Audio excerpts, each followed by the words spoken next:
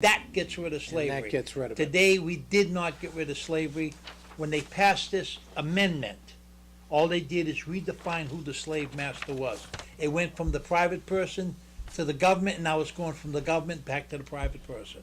Oh, that's a good note for us to take a little break on and All right, come back. that I will think work. we could, that this is heavy stuff, and and I hope your audience stays with us. As I say with my audience, don't turn the channel. Don't change that dial. Come on back with us.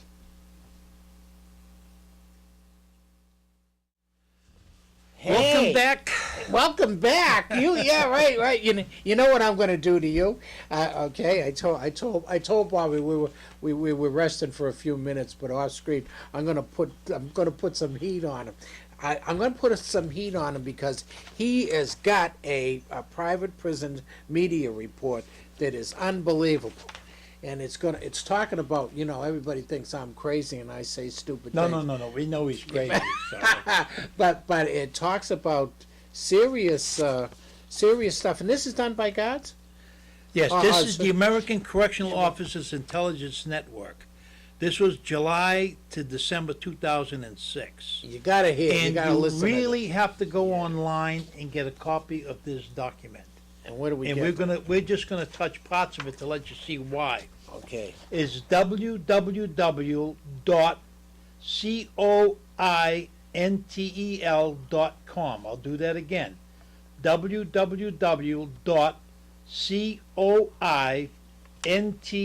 www.cointel.com. And we'll have that on the thing. Yeah, it'll be on the you'll screen. see it on the screen. We'll have that on the screen. But I just want to highlight some sections of Go it to let ahead. you see. I'm going to read the introduction part of it because it's really important that you understand who these are. The American Correctional Officers Intelligence Network, ACOIN, is a coalition of the nation's correctional professionals. This report is one of many available through ACORN.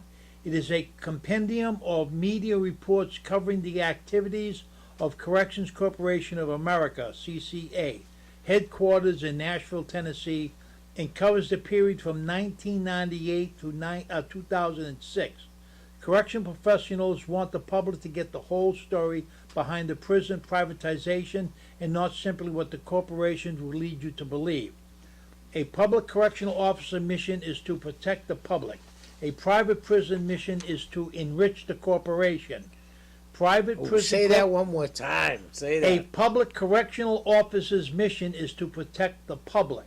A private prison mission is to enrich the corporation. Private prison corporations claim that the opposition they face stems from public employees' unions trying to protect their members' jobs. The COIN is not a union. It is only one of dozens of organizations that have risen up in opposition to the selling of America's public safety to the lowest bidder. Privatization proponents make dramatic claims of cost savings, innovation, good jobs. After a sordid 20-year history, there is no proof that supports these contentions. In fact, the antecedent information available flies squarely in the face of their claims. Now, they talk here about ACA, the American Correctional Association, and this is a big player in the prison industrial complex. This is the accreditation Right. one, right? Right. Which is a farce. Which is baloney. This is a lie stuff, right? Okay, here we go. Here we go. ACA accreditation. The privateers will point to the American Correctional Association accreditation process as the barometer of their professionalism. It is important to note that ACA is a private corporation, not a government entity. Exactly right. Although the ACA claims that on occasion a private prison fails their accreditation process when pressed, they refuse to identify even one such failure, public or private. The ACA also routinely accepts money from the advertisers for privateers. Many corporate leaders in the private prison industry sit on the ACA's board and committees. Hardly a scenario conducive to an objective audit. The close relationship between ACA and the private prison industries should be closely scrutinized. The ACA also claims to monitor facilities to ensure they maintain compliance and subsequent years, the only record made available by ACA shows that less than 1% of the facilities they accredit are ever monitored. Here is what the ACA professionals have to say about ACA's accreditation.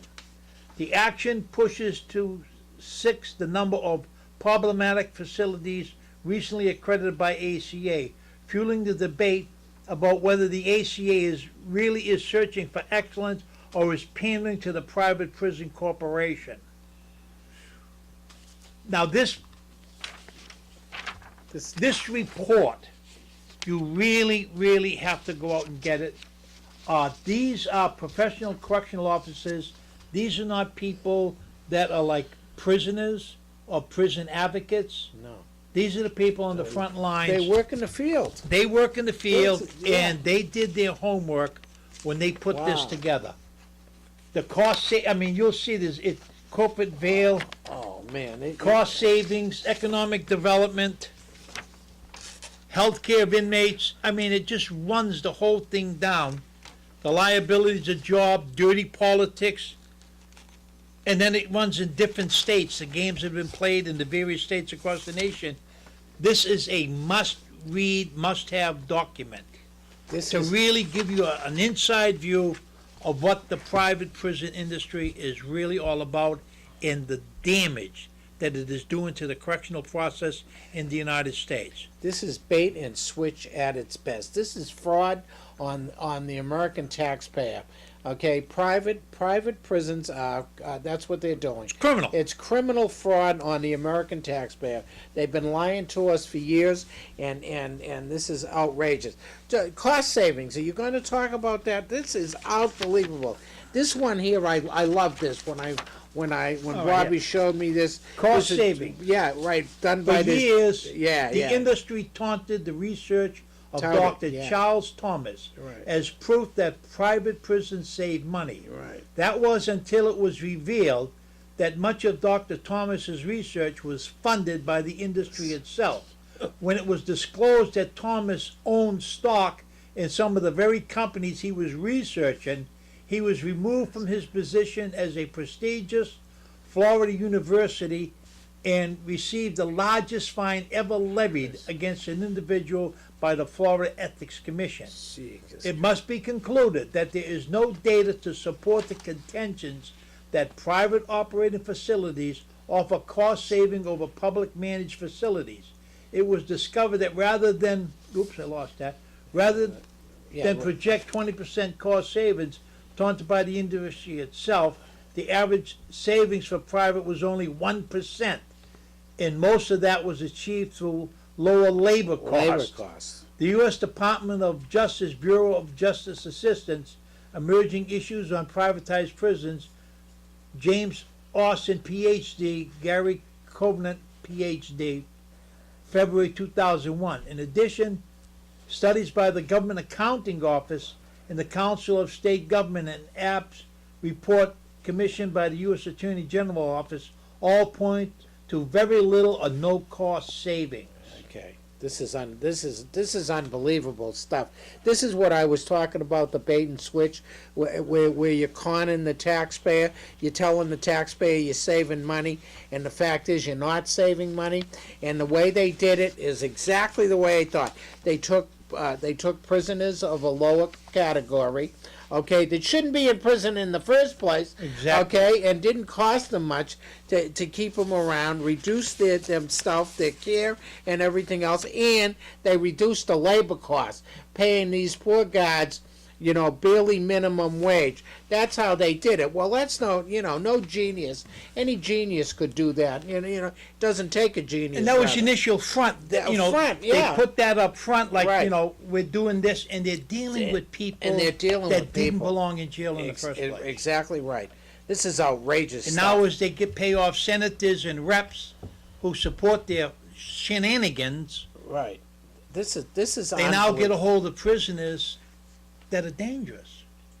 They get a hold of maximum security prisoners that they're not trained to deal with. Right, and then they have problems in their prisons, and And, they and have their killings. concepts of security and, have nothing to do with reality. No, it's really scary. Professional correctional officers in state institutions have years and years and years of experience with hardcore prisoners and how the game of